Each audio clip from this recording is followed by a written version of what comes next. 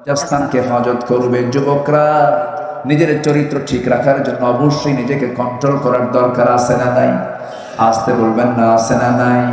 বিবাহ পূর্ব কোনো প্রেম করা যাবে? আস্তে আস্তে কর। বিবাহ পূর্ব কোনো প্রেম করা যাবে? বিয়ের আগে কি প্রেম হয় না জেনা হয়? বিয়ের পরে কি হয়? প্রেম হয়। কিন্তু আজকে বিয়ের আগে, আজকে সমাজে বিয়ের আগে কি হয়? প্রেম হয়ে যায়। বিয়ের আগেই যদি প্রেম ট্রেম করো, বিয়ের পরে তার প্রেম থাকবে না, খালি কিলিয়ার ঘুষাঘুষি হবে। ঠিক কিনা? এগুলো করবা না। বিয়ের প্রয়োজন হবে, তোমার যৌবন আছে, পিছনের দরজা দিয়ে না দিয়ে সামনের দরজা দিয়ে আসবা। মেয়ের বাবাকে প্রস্তাব দিয়ে ফেলবা, তোমার আব্বা দিয়ে, নিজে না, প্রস্তাব দিয়ে ফেলবা, বিয়ে করে ফেলবা। জেনার কাছে যাবা না, নোংরামি করবা না, কুকুর সিগাল শুকুরের চরিত্র নিয়ে আসবা। ঠিক কিনা? আমি মানুষ, আমার মানুষের চরিত্র যেন আমার মধ্যে থাকে, এই দিকটা তোমার খেয়াল করতে হবে। তোমাকে ঈমান নষ্ট করার জন্য তোমার সামনে উলঙ্গ হয়ে নারীরা সামনে দাঁড়াবে আখিরের জামানায়। সেই দৃশ্যকে আমরা দেখছি না আজকে? সেই দৃশ্য দেখছি কিনা? আজকে চরিত্রহীনা লম্পট বদমাইশ গুলো হয়ে যায় সমাজের সেলিব্রিটি। ঠিক কিনা? আর ওই সমস্ত অশ্লীল বেহায়াপনা চরিত্রহীনা এই সমস্ত মেয়েদেরকে কলেজের মাঠে, স্কুল মাঠে নিয়ে এসে নাচায়। আর যে নেতারা হাতের তালি মারে, ওই সমস্ত নেতৃত্বের মুখে জুতা মারা দরকার। ঠিক কিনা? জুতা মারা দরকার। বুঝে নেন কথাগুলো। এরকম বদমাইশ আছে না নাই? এমন অসভ্য বাপ আছে, নিজের মেয়েকে মঞ্চে তুলে দিয়ে মেয়েকে বলে তুই না, তুমি নাচো। মেয়ে নাচে, বাবা হাতের তালি দেয়, থাপ্পড়ায় 32 দাঁত ওই বাপের ভাঙা দরকার। সচেতন হতে হবে। আজকে নোংরা মানুষগুলো সমাজের নেতৃত্বের আসনে বসে গেছে। মসজিদ কমিটি পর্যন্ত দখল করেছে সুদখোররা। কথা বলবো? কথা তো কেবল শুরু হচ্ছে। আমরা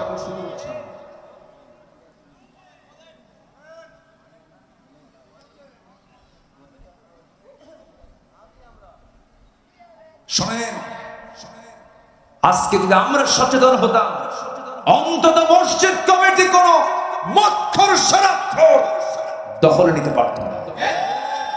সচেতন হওয়ার দরকার আছে না নাই? আজকে আপনার সামনে দাঁড়াবেন না, আপনাকে পাড়ায় মারবে।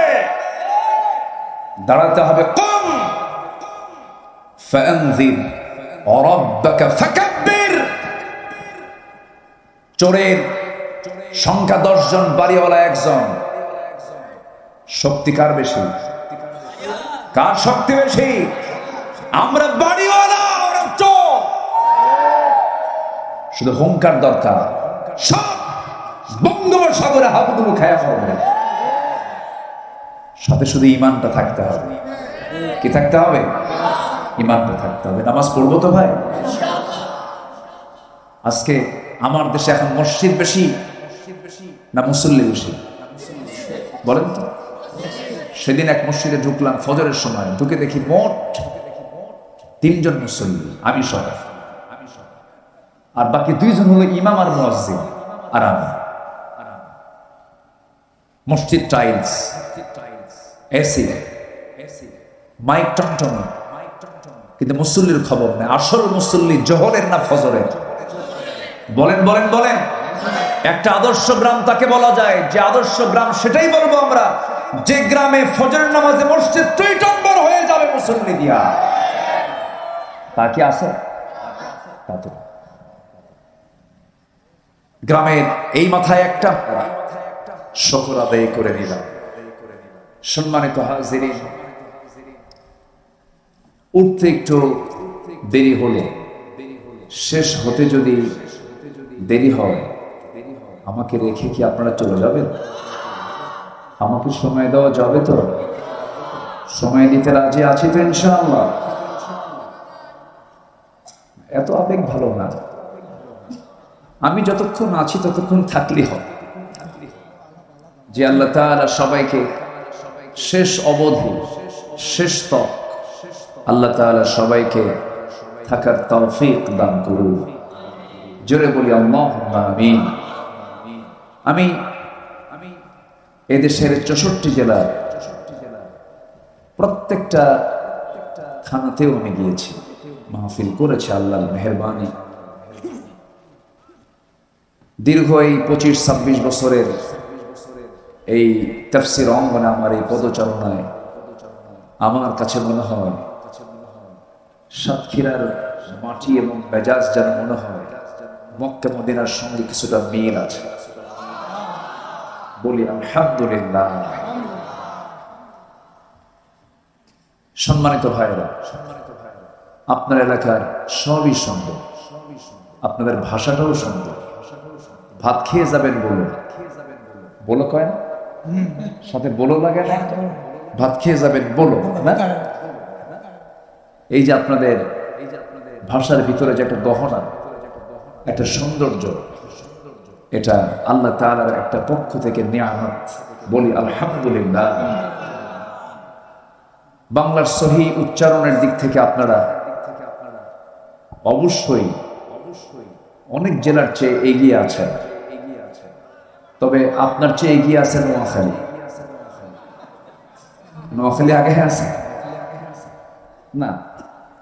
তাদের ভাষা তাদের কাছে সুন্দর, মার ভাষা তো সবই সুন্দর, কিন্তু বাংলার যে শব্দগত উচ্চারণ, যেটা সহি দিক, এটা গ্রেটার যশোর, সাতক্ষীরা, কুষ্টিয়া, চুয়াডাঙ্গা, এরপরে মেহেরপুর, মোটামুটি একটা সৌন্দর্য আছে। বলি আলহামদুলিল্লাহ।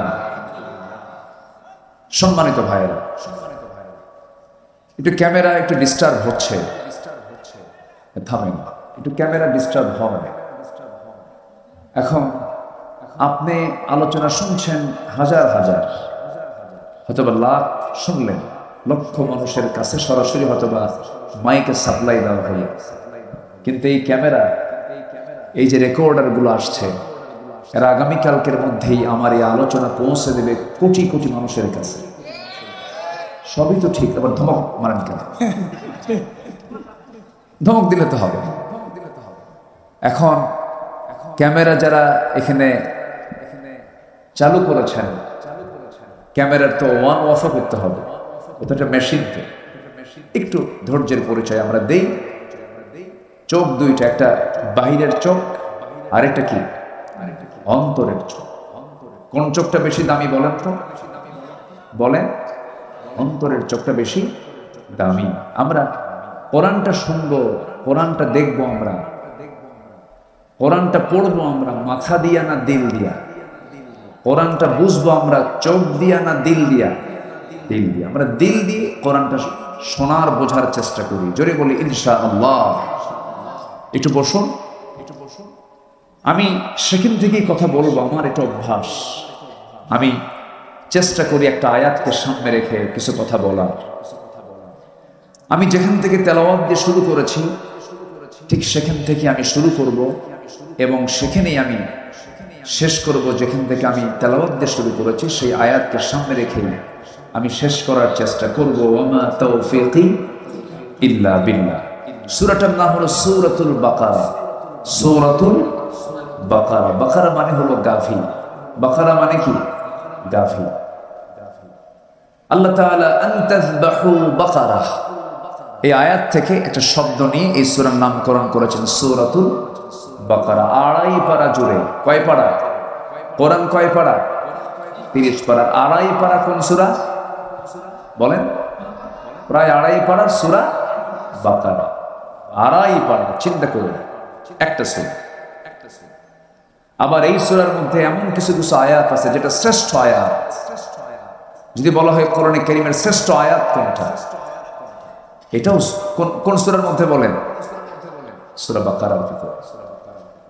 যারা পারেন ঠোঁট মিলিয়ে বলুন, আল্লাহু লা ইলাহা ইল্লা হুয়াল হাইয়ুল কাইয়্যুম লা তা'খুযুহু সিনাতুন ওয়ালা নাওম লাহু মা ফিস সামাওয়াতি ওয়া মা ফিল আরদ من ذا الذي يشفع عنده يعبده إلا بإذنه يعلم ما بين أيديهم وما خلفهم ولا يحيطون بشيء من علمه إلا بما شاء وسع كرسيه السماوات والأرض ولا يؤوده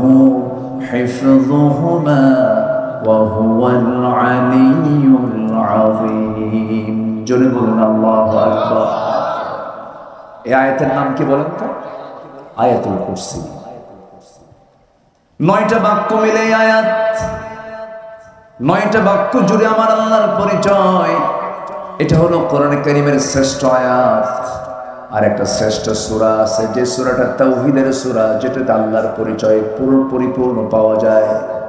যে সূরাটার নাম করণ করা হয়েছে সূরার সংশ্লিষ্ট কোনো শব্দ থেকে নয়। 114 সূরার মধ্যে 2টা সূরার নামটা আল্লাহ তাআলা পৃথকভাবে নামকরণ করেছেন। যেরকম সূরা নাস, কুল আউযু বিরাব্বিন নাস, ফালাক, কুল আউযু বিরাব্বিল ফালাক, কুরাইশ লিইলাফি কুরাইশ, মাউন ওয়া ইয়ামনাউনা মাউন, সূরা ফিল, আলাম তারা কাইফা ফাআলা রাব্বুকা বিআসহাবিল ফিল। প্রত্যেকটা সূরার নামকরণ হয়েছে সংশ্লিষ্ট সূরার কোন শব্দ সেখান থেকে চয়ন করে সূরার নামকরণ করা হয়েছে, কিন্তু শুধু 2টা সূরার নামকরণ করা হয়েছে পৃথকভাবে। একটা হলো যেটা দিয়ে আমরা নামাজ শুরু করি, সেই সূরার নাম কি বলে? সূরাতুল ফাতিহা। ফাতিহা শব্দ সূরার ভিতরে নাই। আবার অনেকে সূরা ফাতিহা পারে না, কিন্তু আলহামদুলিল্লাহ পারে, আছে না? আবার এটাকে সূরাতুশ শিফাও বলা হয়। আরেকটা সূরা হলো যে সূরাটা শ্রেষ্ঠ সূরা, তাওহীদের সূরা, আল্লাহকে চেনার জন্য সবচেয়ে কমন, সবচেয়ে সংক্ষিপ্ত, মুখতাসার একটা সূরা। যারা পারেন ঠোঁট মিলিয়ে বলুন যে সূরাটা পড়লে পরে 3 বার পড়লে পরে গোটা কোরআন খতমের সমান সওয়াব আল্লাহ পাক তাআলা আমলনামায় দিয়ে দেন। সবাই বলুন কুল হুয়াল্লাহু আহাদুল্লাহুস সামাদ লাম ইয়ালিদ ওয়া লাম ইউলাদ ওয়া লাম ইয়াকুল লাহু কুফুয়ান আহাদ। এই সূরার নাম কি? সূরাতুল ইখলাস। যদি কোনো বান্দা এই সূরাটা নিয়মিত পড়তে পারে, 3 বার করে পড়বে, গোটা কোরআন খতমের সওয়াব হয়ে যাবে। এত বরকত, এত দাম, এত সম্মান এই সূরার কেন দেওয়া হলো? কারণ এই সূরার টোটাল অংশ জুড়ে কার পরিচয়? আসতে বলেন না, কার পরিচয়? এই দুনিয়াতে কারো প্রশংসা করলে সে মানুষটা বেজার হয় না খুশি হয়? খুশি হয়। মানুষ মানুষের প্রশংসা করলে পরে যেমন খুশি হয়ে যায়, আমার আল্লাহ তাআলার প্রশংসা যদি কোনো বান্দা করে, আমার আল্লাহ ব্যাপক খুশি হয়ে যান।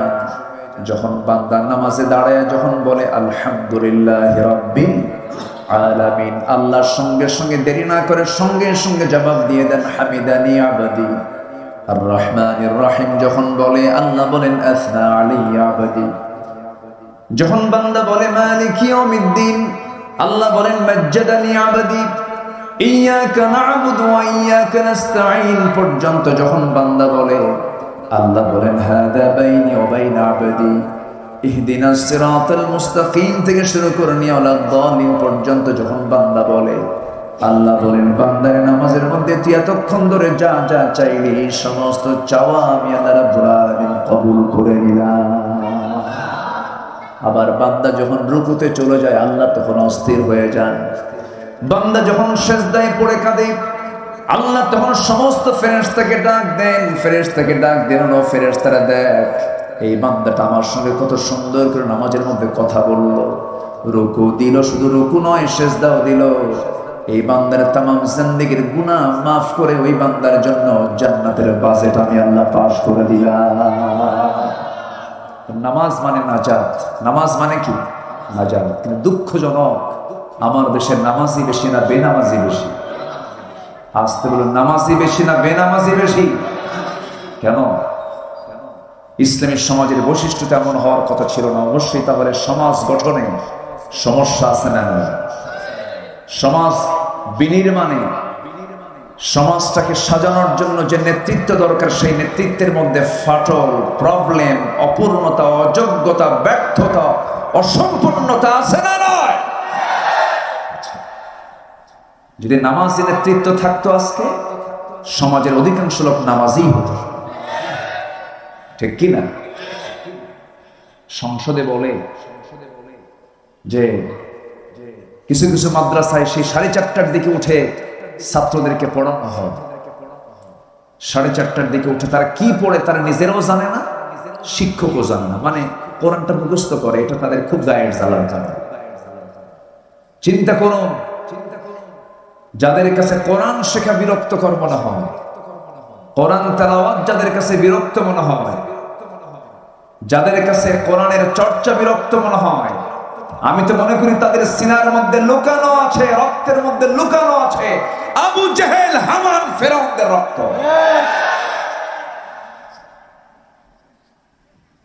আজকে সমাজের বেনাম শিখত কোরআন যে সিনায় থাকে সে কখনো বেনামাজি হয় না, ঠিক কিনা? শিক্ষার হার বেড়েছে না কমেছে? বলেন, আজকে সমাজ আগের তুলনায় শিক্ষার হার কমেছে না বেড়েছে? বেড়েছে। কিন্তু কোরআন শেখার যে হারটা সেটা কি বেড়েছে? বাড়ে না। কয়জন কোরআন পড়তে পারে বলেন? যে মাহফিল আমরা আসছে কোরআনের মাহফিল, যদি আমি বলি এখানে যারা আসছেন সহি করে কোরআনটা পড়তে পারেন কয়জন? সবার হাত কি উঠবে? আসতে বলেন, সবার হাত কি উঠবে? কিন্তু এটা কি উচিত ছিল বলেন? কোরআন শেখা, কোরআনটাকে সুন্দর করে তেলাওয়াত করা সবার জন্য সুন্নত ওয়াজিব না ফরজ? সুন্নত ওয়াজিব না ফরজ? ফরজ। অথচ সেই ফরজের জ্ঞান আমাদের এখনো অর্জন করা হলো না জাতীয়ভাবে। সম্মানিত ভাইরা, যার ছাড়া নামাজও হয় না, যার ছাড়া কি হয় না? নামাজও হয় না। অনেক কথা আছে, আস্তে আস্তে করে বলবো। আমাকে সময় দিচ্ছেন তো নাকি? কারো কোনো আপত্তি নেই তো? জোরে বলি ইনশাআল্লাহ। আমি কোরআন থেকে কথা বলবো, কার গায়ে লাগলো আর কার গায়ে না লাগলো এটা আমি দেখলে কি আমি কোরআন থেকে কথা বলতে পারবো? আসতে বলেন, পারবো? পারবো না। সুদ খাওয়া কি? আসতে বলেন, সুদ খাওয়া কি? আজকে সমাজে সুদ কম না সুদ বেশি বলেন? তাহলে সুদের বিরুদ্ধে কথা বললে সুদখোর কি খুশি হবে? আসতে বলেন, সুদখোর কি খুশি হবে? যে জেনা করে, যে মদ খায়, যদি মদের বিরুদ্ধে কথা বলেন সে মদখোর কি খুশি হবে? এই দুনিয়াতে বৈধ ব্যবসা বেশি না অবৈধ ব্যবসা বেশি? ক্যাসিনো, মদ, জুয়া, তারপরে পতিতাবৃত্তি, তারপরে গেমস, ফ্রি ফায়ার, পাবজি, যাই হোক, এই গোটা এই অবৈধ কারবার গোটা পৃথিবীতে বাৎসরিক এর বিজনেস হলো $2685 বিলিয়ন। যেরকম নাউজুবিল্লাহ, $2685 বিলিয়ন শুধু এই পতিতাবৃত্তি, তারপরে মদ, জুয়া, ক্যাসিনো, গেমস, সাথে অবৈধ এই যে অস্ত্রের যে মহড়া গোটা পৃথিবীতে চলছে। তো যারা এগুলোর সঙ্গে জড়িত আছে তারা কি কখনো চাবে জমিনে কোরআনের কোনো বিধান চালু হোক? আসতে বলেন, চালু হোক। চাবে তারা? চাবে? চাবে। আমার বন্ধুগণ, ভূমিকায় আমি কিছু কথা টেনে নিলাম, মূল আলোচনার দিকে আমি চলে যাচ্ছি, মূল আয়াতের দিকে আস্তে আস্তে চলে যাচ্ছি। সূরাটার নাম যেন কি বলেছিলাম বলেন? সূরাতুল বাকারা। শেষ দিকের আমি 3টা আয়াতে কারিমা তেলাওয়াত করেছি। আল্লাহ রাব্বুল আলামিন তেলাওয়াতকৃত আয়াতের প্রথম আয়াতে 277 নম্বর আয়াতে মহান রাব্বুল আলামিন 4টা কাজের কথা বললেন। আল্লাহ বলছেন, 4টা কাজ যদি তুমি আমার কাছে করে আসতে পারো, আমি তোমার জন্য 2টা রোগ তোমার জন্য চিরতরে তোমার জীবন থেকে মাইনাস করে দেব। 2টা রোগ থেকে তুমি বেঁচে যাবে। একটা রোগের নাম হলো ভয়, আর একটা রোগের নাম হলো চিন্তা। আজকে এই দুইটা রোগ বুঝে আমাদের সমাজে নাই। আসতে বলবেন না, আছে না নাই? ভয়, এটা কি রোগ না? আসতে ভয় কি রোগ নয়? চিন্তা, অনেকের ঘুম হয় না, কি হয়? চিন্তা হয়। আছে কিনা, আছে কিনা বলেন? 2-3টা ওষুধ একসঙ্গে মারে, তাও ঘুম হয় না। আল্লাহ বলছেন 4টা কাজ করবা, কোনো ওষুধ খাওয়া লাগবে না, কোনো ভয়ও থাকবে না, কোনো চিন্তাও থাকবে না, আমি আল্লাহ দূর করে দেব সবকিছু। যেরকম সুবহানাল্লাহ। সম্মানিত ভাই, সে ভয়টা কিসে? যেরকম শ্যামনগর, ওই বনাঞ্চলগুলো, সুন্দরবনের ভিতরে একটা প্রাণী আছে, যে প্রাণীটা যদি কোনো তার সামনে কোনো মানুষ পড়ে যায় আড়ালে, রয়্যাল বেঙ্গল টাইগার ওকে ছাড়বে? ওর কাজ কি? হিংস্রতা। সে মাংসাশী প্রাণী, কাউকে পাইলে সে সবল দেবে, তাকে ধরে ফেলবে। আমরা এই জন্য বাঘকে দেখে ভয় পাই, সিংহকে দেখে ভয় পাই, সাপের কি বলে এটাকে, সবল। আচ্ছা, সাপ যদি আপনাকে অ্যাটাক করে আমরা ভয় পাই কেন? এর যে যন্ত্রণা, এর যে দংশন, এর বিষাক্ত সবল আমার জীবনকে নাশ করে দিতে পারে। কিন্তু এই জায়গায় আল্লাহ রাব্বুল আলামিন এই ভয়ের কথা বলেন নাই, এই চিন্তার কথা বলেন নাই। আল্লাহ রাব্বুল আলামিন বলছেন তোর ভয়কে আমি আল্লাহ দূর করে দেব, তোর চিন্তাকে দূর করে দেব। এই যে সমাজ, আমরা জাগতিক জীবনে যে ভয়ের মধ্যে অবস্থান করছে, আজকে আমরা বাঘের জন্য, বাঘের যে ভয় আমরা পাই, বাঘকে দেখে ভয় পাই, সিংহকে দেখে ভয় পাই, এরপরে বিষাক্ত সাপ দেখে ভয় পাই, যতটুকু না ভয় পাই এই সমস্ত প্রাণীগুলোকে দেখে, তার চাইতে আজকে মানুষ বেশি ভয় পায় হলো কিছু হিংস্র মানুষের ভয়ের কারণে, ঠিক কিনা? মানুষ কিন্তু ওই সমস্ত হিংস্র প্রাণীর চেয়ে আরো কি হিংস্র হয়ে গেছে। আজকে মানুষ সিংহকে দেখে বেশি ভয় পায় না মানুষ মানুষকে দেখে বেশি ভয় পায়? মানুষ মানুষকে দেখে বেশি ভয় পায়, কারণ কিছু মানুষ আছে সমাজের ভিতরে যারা হিংস্র, হায়না, জন্তুর চেয়েও ভয়ঙ্কর। আছে না? সে জানে না যে একটা মানুষকে মেরে ফেলার অপরাধটা কি। সামান্য কিছু টাকা হাতে তুলে দিলে ভাড়াটিয়া খুন করে ফেলে।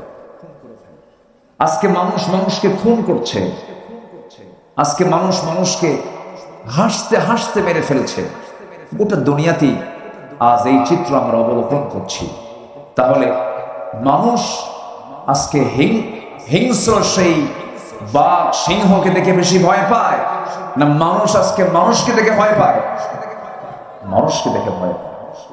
তাহলে এই ত্রাস, এই ভয় মানুষের মধ্যে যে আজকে বিরাজ করছে, আল্লাহ বলছেন 4টা কাজ যদি সমাজে চালু হয়ে যায়, এগুলো সমস্ত ভয়, সমস্ত ত্রাস সমাজ থেকে দূর করে দিবেন তিনি আমার কে? আসতে বলবেন না, তিনি আমার কে? লাফাতাহনা আলাইহিম বারাকাতিম মিনাস সামাই ওয়াল আরদ। আমার বন্ধুগণ, সেই 4টা কাজগুলো কি কি? একটা একটা করে একটু সময় লাগবে, মনোযোগ দিয়ে আমরা সবাই শুনবো। এই যে আমরা ওয়াজ মাহফিল আসছি, ওয়াজ শোনা আগে না ধৈর্য আগে? বলেন বলেন বলেন বলেন বলেন, ধৈর্য আগে। কেউ দয়া করে উঠবেন না। আপনাকে দেখে, আপনি যদি উঠে যান, আপনাকে দেখে আরেকজন উঠবে। আমার এই কথাগুলো বলা লাগতো না, বেশি রাতে তো টাইম সিলেকশনটা হয়নি। ওয়াজ শোনার মূল সময় কিন্তু এটা নয়। ওয়াজের মূল সময় হচ্ছে 9টা থেকে সর্বোচ্চ 11টা, এর মধ্যে মাহফিল শেষ হলে ভালো হয়। যেহেতু উঠতে একটু দেরি হয়েছে, সঙ্গত কারণে একটু আমাকে সময় দেবেন। আমি খুব অল্প সময়ে এই আয়াতের হকটা আমি আদায় করার চেষ্টা করছি। জোরে বলি ইনশাআল্লাহ। কয়টা কাজ বলেন তো? 4টা কাজ। একটু কান লাগাবেন, মনোযোগ দিয়ে শুনবেন। অথবা আপনি যদি নাও বুঝেন, আপনি চুপ করে বসে থাকবেন, অন্যজন আপনার কারণে সে বুঝে একটা পরিবেশ পাবে, আপনার জন্য আপনিও সওয়াব পাবেন। একটু বসেন। আল্লাহ রাব্বুল আলামিন সেই 4টা কাজের কথা বলেছেন, যারা পারেন আমার সঙ্গে ঠোঁট মিলিয়ে বলুন, ইন্নাল্লাযীনা আমানু ওয়া আমিলুস সালিহাতি ওয়া আকামুস সালাহ ওয়া আতাবুস যাকাহ লাহুম আজরুহুম ইনদা রাব্বিহিম ওয়া লা খাউফুন আলাইহিম ওয়া লা হুম ইয়াহজানুন। জোরে বলুন আল্লাহু আকবার।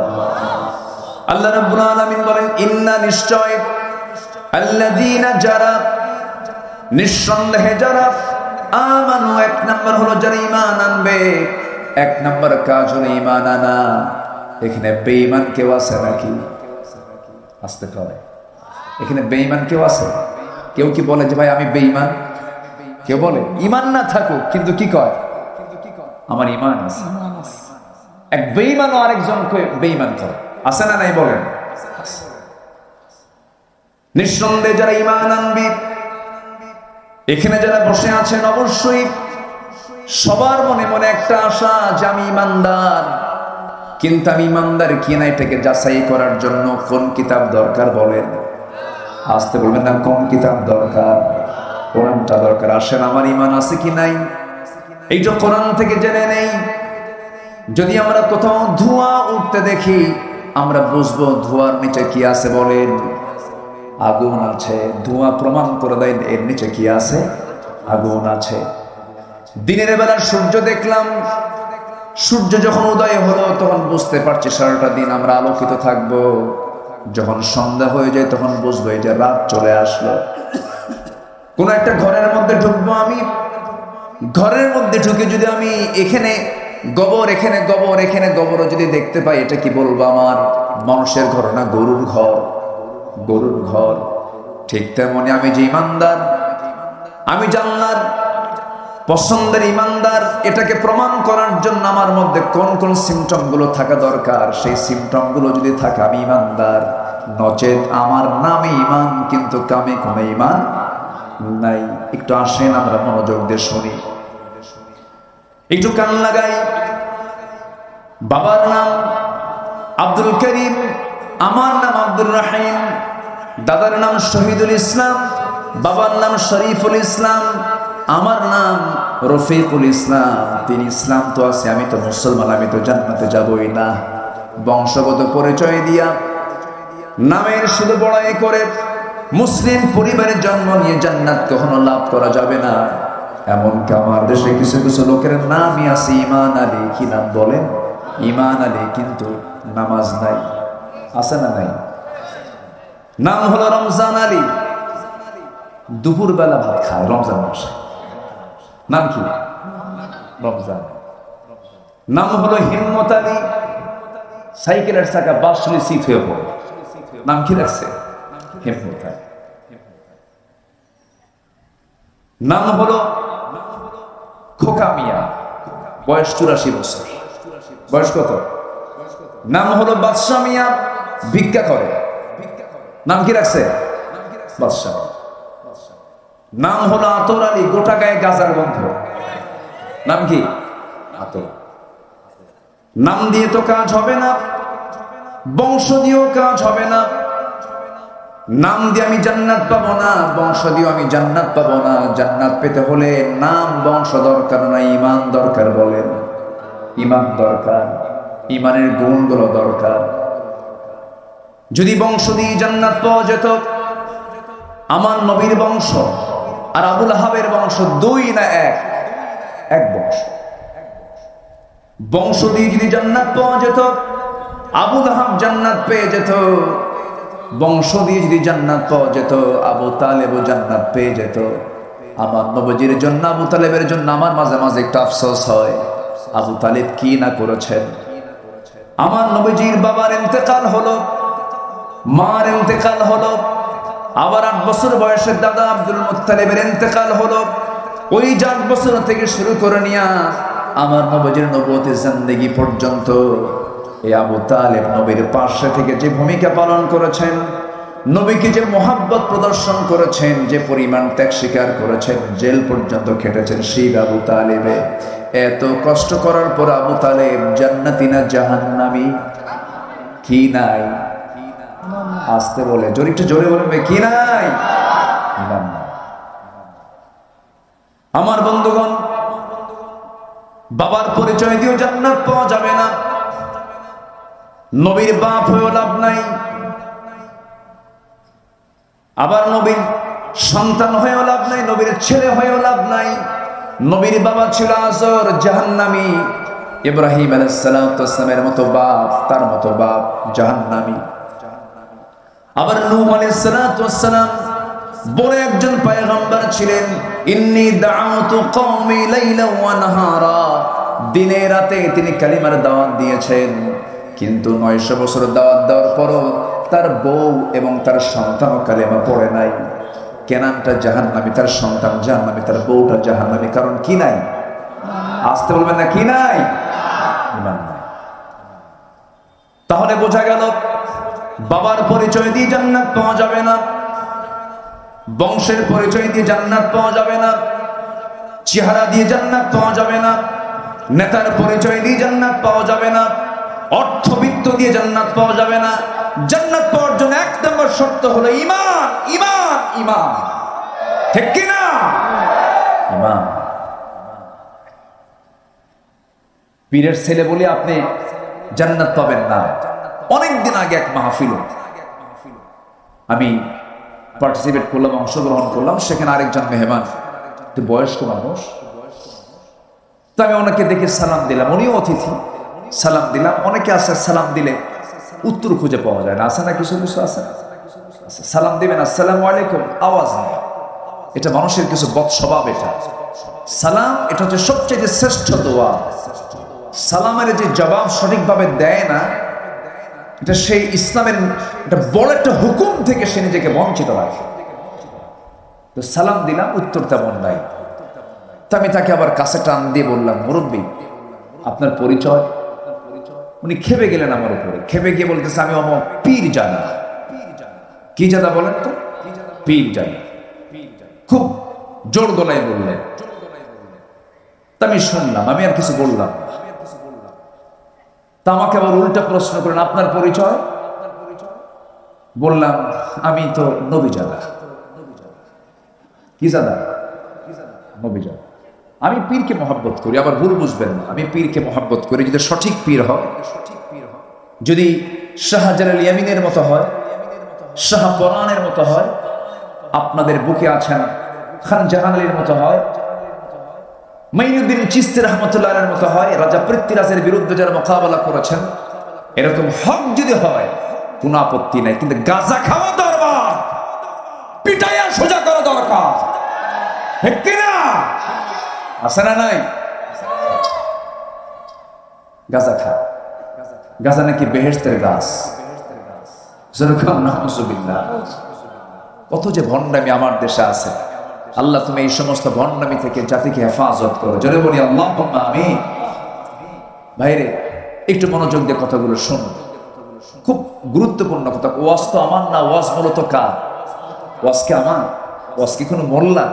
ওয়াজ মূলত কার? আল্লাহ। তো আমি যখন কইছি নবী জাদা, ওনার মনটা খুব খারাপ হয়। আপনি এরকম করে বললেন কেন? হ্যাঁ, আপনি যদি পীরের ছেলে, যদি পীর জাদা হয়, আমি নবীর ছেলে, আমি নবী জাদা। আমার বাপ আদম, উনি নবী, আমি তার ছেলে, নবী জাদা। তাহলে ডিগ্রি কি তার বেশি হল না আমার বেশি হল? লাভ কি? নবীর ছেলে হয়ে লাভটা কি বলে?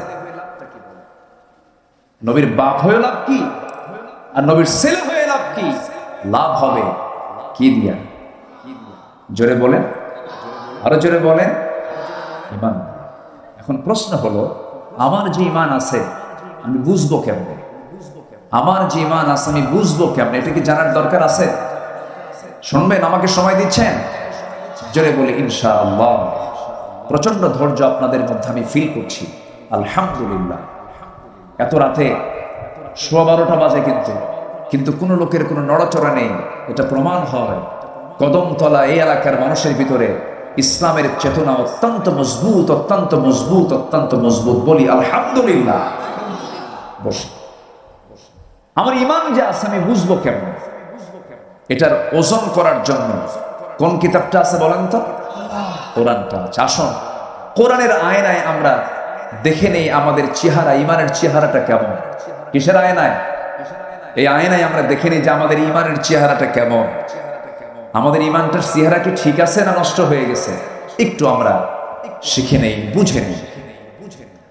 সম্মানিত ভাইরা, আমাদের সমাজে কি হিংসা আছে? না না না, আছে। হিংসা আছে? হিংসা কি ইমানদারের গুণ?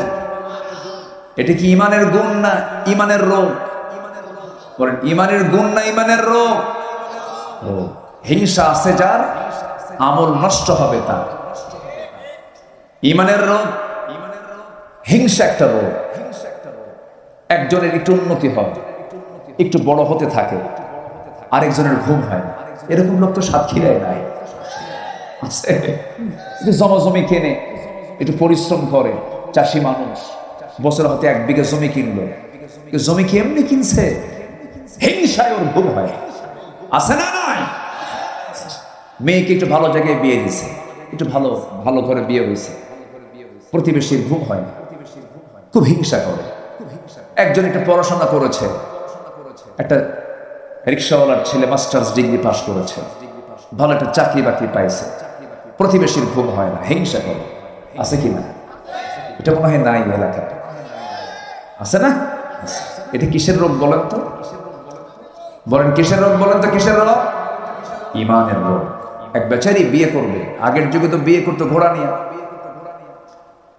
তো বিয়ে করবে গ্রামের এক মুরব্বীর ঘোড়া আছে, তার কাছে গিয়ে বলছে, চাচা আমার অমুক দিন বিয়া, তা আপনার ঘোড়াটা যদি আপনি দিতেন তাহলে আমি বিয়েটা করতে পারতাম। আমি আপনার ঘোড়াটা আমার বিয়ের দিনের জন্য একটু চাচ্ছি। তো চাচা রাগ করে বলছে, আমি তোরে ঘোড়া দেবো না, যা। বেচারি চলে আসছে বাড়িতে। সবে কদর রাত্রে গিয়ে আল্লাহর কাছে দোয়া করে, আল্লাহ আজকের এই রাত্রে তোমার কাছে আমার একটাই দোয়া, সেই দোয়াটা হলো বুড়ার যেন ঘোড়া, বুড়ার জন্য কি মনে ঘোড়া। এই দোয়া করে চলে আসছে বাড়িতে। এসে দেখে মার চোখে পানি, মা কান্দে। মা তুমি কান্দো কেন? বাবা তোর গরু মরছে। তোর কি মরছে? গরু মরছে। তাহলে দোয়ার কারণে কি মালাকুল মওত আসে নাই? আসছে, কিন্তু মালাকুল মওত আসছে কি ঘোড়ার কাছে না গরুর কাছে? কার গরুর কাছে? যে দোয়া করছে। হিংসুক অন্যের ক্ষতি করতে পারে না, নিজে হিংসার যন্ত্রণায় পচে গলে জ্বলে পড়ে ছারখার হয়ে যায়। ঠিক কিনা? হিংসুকের হিংসা থেকে আল্লাহ তাআলা আমাদেরকে বাঁচান। এটার একটা আরবি আয়াত আছে, ওমিন শাররি হাসিদিন, বলেন ওমিন শাররি হাসিদিন ইদা হাসাদ। আমরা যে দোয়াগুলো পড়ি, সূরাগুলো পড়ি, একটু অর্থ বোঝা দরকার। দেখেন আল্লাহ তাআলা বলছেন, বান্দা হিংসুকের হিংসা থেকে বাঁচার জন্য কার কাছে চাও? আল্লাহর কাছে চাও। এমনকি ভাই ভাইও হিংসা করে, নেতা নেতা হিংসা করে, দলীয় পদ মারামারি, কুত্তা গ্রুপ, শিয়াল গ্রুপ। আসতে কোন কেন? আছে না নাই? এই যে হিংসাগুলো, হিংসা যে সমাজে বিরাজ করবে, সেই সমাজ ইমান কখনো মজবুত হবে না। হিংসা থেকে আমরা বাঁচার চেষ্টা করব, নফসকে আমরা পরিশুদ্ধ রাখার চেষ্টা করব, নফসকে সমস্ত হারাম কাজ থেকে নিজেকে দূরে রাখার চেষ্টা করব। আল্লাহ রাব্বুল আলামিন বলছেন, ইমানদারের কিছু গুণ আছে, যে ইমানদারের মধ্যে 7টা গুণ থাকবে, যে ব্যক্তির মধ্যে 7টা গুণ থাকবে, আল্লাহ বলছেন আমি ওই ইমানদারকে নিজ হাতে জান্নাতুল ফিরদাউসের চাবি তার হাতে তুলে দেব। কয়টা গুণ বলেন তো? 7টা গুণ। শুনবেন? আগ্রহ আছে তো? অনেকে মাহফিলে এসে বলে, হুজুর আপনি তো গরম হন না, একটু গরম গরম কথা বলবেন, একটু স্লোগান মারবো, এরকম আছে না? ঠিক, একটু গরম গরম কথা বলবেন, একটু স্লোগান হবে মাঝে মাঝে। হ্যাঁ, এরকম অনেকে বলে। ভাইরে, রাসূল দাওয়াত দিয়েছেন মক্কায় কত বছর বলেন তো? 13 বছর। মার খেয়েছেন না মার দিয়েছেন? আস্তে কর। মার খাইছেন না মার দিয়েছেন? মার খাইছেন। আমার নবীজি মক্কায় যতদিন ছিলেন কাবার ভিতরে একটা না 360টা মূর্তি ছিল। 360টা মূর্তি ছিল। আমার নবীজি একদিন মনে মনে ভাবলেন যে আমি একটু এর মধ্যে ঢুকবো, কিন্তু চাবিটা হলো আবু জেহেলের নিয়ন্ত্রণে। কার নিয়ন্ত্রণে? আবু জেহেল, শত্রু। তো কাবার চাবি যে ব্যক্তিটার হাতে, তার নাম হলো ওসমান বিন তালহা। এখনো এই ওসমান বিন তালহা পরিবারের কাছেই কাবার চাবিটা আছে। অনেক লম্বা কথা, যদি সময় দেন শোনাবো। এটা লাইন আমি শুরু করে আবার এই আয়াতের দিকে আসতেছে আস্তে আস্তে। তো আমার নবী আস্তে করে ওসমান বিন তালহার কাছে গিয়ে বলেন, ওসমান বিন তালহা, আমার খুব শখ, তুমি যদি আমাকে চাবিটা দিতে এটা ভিতরে ঢুকতাম। ওসমান বিন তালহা আবু জেহেলের লোক সেই সময় ছিলেন, পরবর্তীতে কালিমা পরে মুসলমান হয়ে গেছেন। যখন মক্কা বিজয় হয়েছিল সেই সময় তিনি কালিমা পরে মুসলমান হয়ে গেছেন। ওসমান বিন তালহার কাছে রাসূল যখন প্রস্তাব দিলেন, ও ওসমান, চাবিটা আমার হাতে দিয়ে দাও, আমার রাসূলকে সঙ্গে সঙ্গে একটা ধাক্কা মেরে দিল। নবীজি মুখ থুবড়ে পড়ে গেলেন। নবীজি মুখ থুবড়ে পড়ে যাওয়ার পর আস্তে আস্তে করে আবার দাঁড়ালেন, একটা মুচকি হাসি মারলেন। আমার নবীজির সারা জীবনের আদর্শ ছিল কোন ব্যক্তি যখন তাকে ব্যক্তিগত আক্রমণ করতো, রাসূল হাসি মুখে উড়া দিয়া তাকে মাফ করে দিতেন। আমার নবীজি প্রতিশোধ নিতেন না, ক্ষমা করতেন। আমার রাসূল নিজে বলেছেন, যার ক্ষমতা আছে থাপ্পড় মারার, কিন্তু থাপ্পড় মারল না। যার ক্ষমতা আছে ও প্রতিশোধ নেবার, কিন্তু প্রতিশোধ নিল না, সে সবচাইতে বড় বীর। আল্লাহু আকবার। প্রতিশোধ নিলেন আপনি, এটার মজা আপনি কিছুক্ষণ পাবেন, কিন্তু প্রতিশোধ না নিয়ে আপনি ক্ষমা করে দিবেন, আজীবন আপনি এটার আনন্দ পাবেন না। লোকটাকে আমি মাফ করে দিয়েছি, যে বান্দাকে মাফ করবে আল্লাহ, ওই বান্দাকে আল্লাহ নিজে মাফ করে দিবেন। হিংসা করব না, প্রতিশোধ পরায়ণ হব না, মেজাজি হব না। ইমানদার কখনো মেজাজি হয় না, ইমানদার কখনো ক্ষিপ্র বদ মেজাজি কখনো ইমানদার হতে পারে না। ইমানদার হাঁটবে, চলবে, ফিরবে, সবকিছু চিন্তার বাইরে না, চিন্তার ভিতরে থেকে।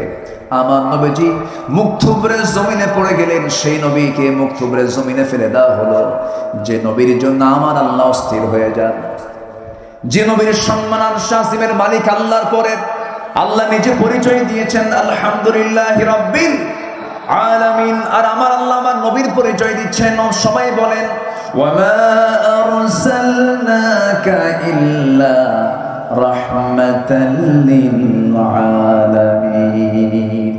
যার সাথে আকাশের চাঁদ হাসে, জোরে কোন আল্লাহু আকবার। এই আকাশের চাঁদ ১৫০০ বছর আগে দ্বিখণ্ডন করেছেন আমার নবী মুহাম্মদ সাল্লাল্লাহু। কিসের ইশারা দিয়া ইঙ্গিত করেছেন, চাঁদ দুভাগ হয়ে গেছে। আল্লাহু আকবার বলেন, মুজিজা। আবার যখন তিনি জন্ম নেন, আবু তালেবের বর্ণনা সিরাত গ্রন্থ আমি পেয়েছি।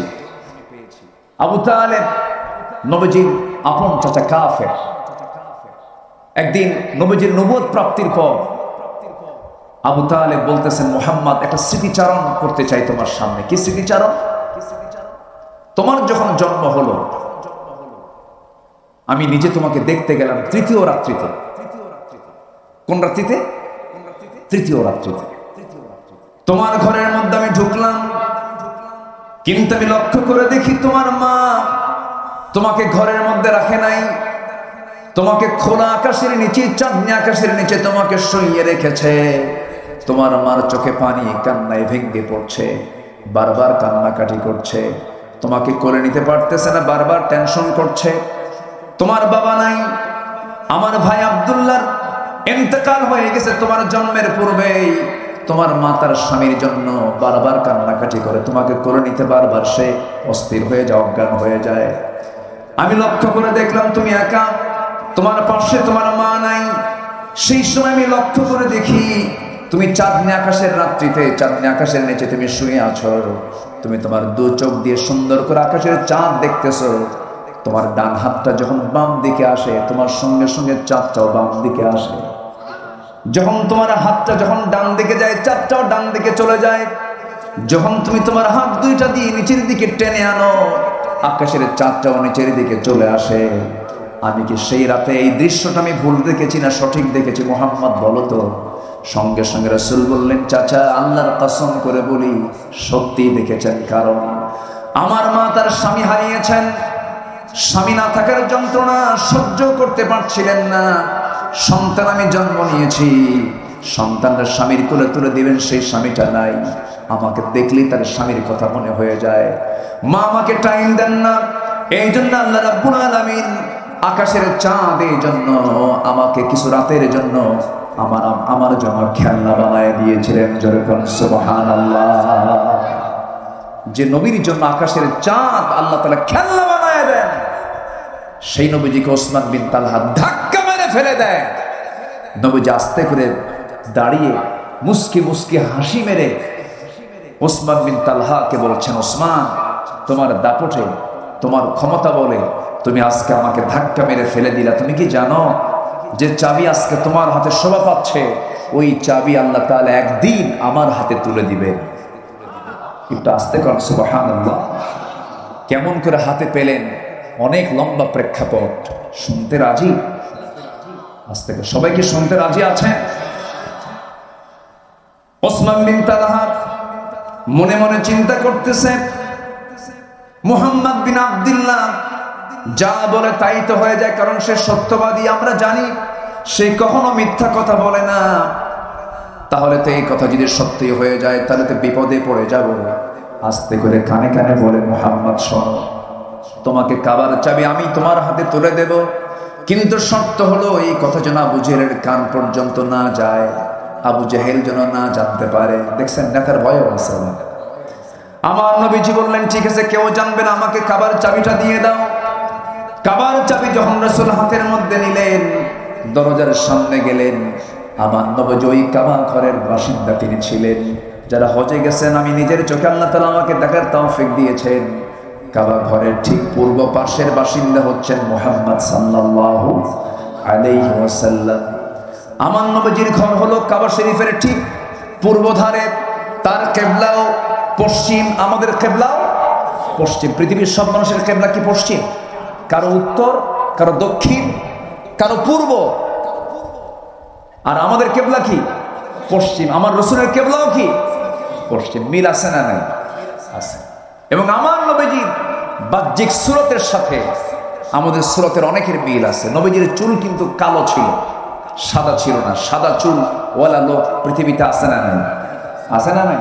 আছে। আমার নবীর চুলও ছিল কালো, আমার দেশের মানুষের চুলও কালো। আমার নবীজির চোখের ভিতরের যে মণিটা, এই মণি ছিল কালো। এই দেশের অধিকাংশ মানুষের চোখের মণি কি? কালো। আমার নবীজির গরম ছিল না লম্বা না খাটো, কিন্তু হাজারো মানুষের মাঝে যখন তিনি দাঁড়াতেন, সবার মাথার উপর আমার নবীর মাথা দেখা যেত। আচ্ছা, আমার নবীজি না লম্বা ছিলেন না খাটো ছিলেন। এই দেশের মানুষ লম্বা বেশি না খাটো বেশি? একরকম, একটা মিডিয়াম সাইজ। তাহলে আমার নবীজির চোখের সঙ্গে মিল আছে, আমার নবীজির চুলের সঙ্গে মিল আছে, আমার নবীজির গড়নের সঙ্গে মিল আছে, আমার নবীজির কিবলার সঙ্গে মিল আছে। আমার নবীজি না ফর্সা ছিলেন না কালো ছিলেন, বাদামি কালার ছিলেন, হলদেটে লালচে লালচে চেহারা ছিল, বাদামি কালার ছিল। এই দেশের মানুষের না ফর্সা না কালো। আমার নবীর সুরতটা এমনই ছিল, চামড়া এমন ছিল। চেহারা মিল আছে, চোখ মিল আছে, কিবলা মিল আছে, চরিত্র আস্তে এই জায়গায় ধরা না, এই জায়গায় ধরা খাইছি। তাহলে সুরত দরকার না সিরাত দরকার? সুরত দরকার মানে চেহারা দরকার না চরিত্র দরকার? সুরত নয়, সিরাত দরকার। আমার নবীজির সিরাত আমরা নেব। বেলালের সুরত ছিল না সিরাত ছিল? বেলাল চেহারা ছিল না গুণ ছিল? গুণ ছিল। চেহারা দিয়ে কি করবেন? আবুল আহাবের চেহারা ভালো ছিল। অনেক লম্বা কথা, শুধু আমাকে মনে করে দিবেন, হুজুর কাবার চাবি রাসূল হাতে কেমনে পেলেন এটা বলবেন, মনে করে দিবেন আমাকে যদি ভুলে যায়। আমার বন্ধুগণ, আমার নবীজি কাবার চাবি হাতের মধ্যে নিয়ে এবার কাবার দরজার সামনে দাঁড়ালেন, তালাটা খুললেন। তালা খুলে যখন ভিতরে ঢুকলেন, ভিতরে ঢোকার সঙ্গে সঙ্গে দেখতে পেলেন একটা মূর্তি না কয়টা মূর্তি বলেন? বলেন কয়টা? 360টা মূর্তি। নবীজির ভিতরে তো সাইয়েদনা ইব্রাহিমের রক্ত লুকানো আছে। সাইয়েদনা ইব্রাহিম আলাইহিস সালাম কি করেছেন বলেন তো? উনি যে আগুনে তাকে নিক্ষেপ করা হলো কি কারণে বলেন তো? বাপ বানাইছিল, বেটা ভাঙছে। আল্লাহু আকবার বলেন। ইব্রাহিম আলাইহিস সালাম তাকে যখন বলা হলো এগুলো ভাঙছে কে? যাচ্ছেন? ঠিক আছে, জি আলহামদুলিল্লাহ। প্রার্থী অ্যাডভোকেট সোহাগ ভাই, ঠিক আছে। তামিম আহমেদ সোহাগ ভাই, তিনি আপনাদেরকে সালাম দিয়েছেন। উনি একজন বিশিষ্ট আইনজীবী। ঘোড়া প্রতীক, ঘোড়া তো যুদ্ধের একটা বাহন, তাই না? ঘোড়ার পিঠে চড়েছেন মুহাম্মদ সাল্লাল্লাহু। আল্লাহ আমার সোহাগ ভাইকে সাইয়েদনা ওমর ফারুকের মতো দ্বীনের খেদমত আঞ্জাম দেওয়ার তৌফিক তুমি আল্লাহ দান করো। জোরে বলি আল্লাহুম্মা আমিন। আমার সোহাগ ভাই চলে যাচ্ছেন, তো আপনি আবার চলে যাবেন না তো? চলে যাবেন না তো? আচ্ছা ঠিক আছে, আমরা তার জন্য দোয়া করি। আমি তার নামটা বলে ফেললাম, তামিম আহমেদ সোহাগ ভাই। আল্লাহ তুমি তাকে দ্বীনের জন্য, কোরআনের জন্য কবুল করো। উনি নির্বাচনে দাঁড়িয়েছেন, যে উনি নির্বাচন করছেন, উনি এসেছেন দোয়া চাইতে। সবাই তার জন্য দোয়া করবে।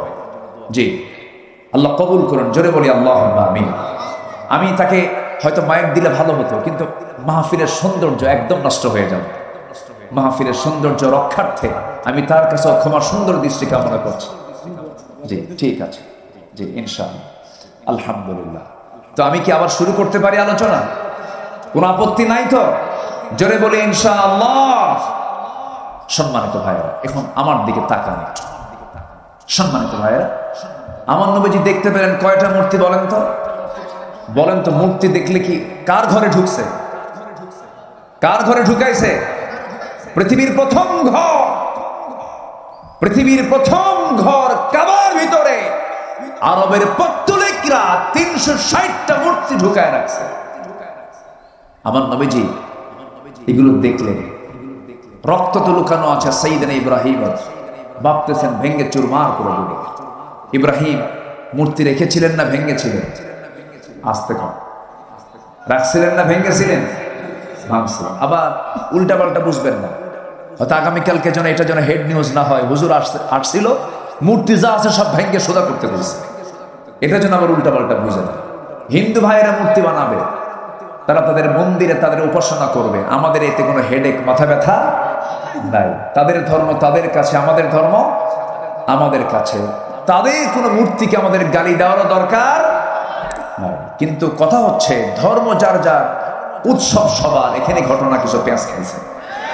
আসতে কবেন না, জোরে কোন ঠিক কিনা?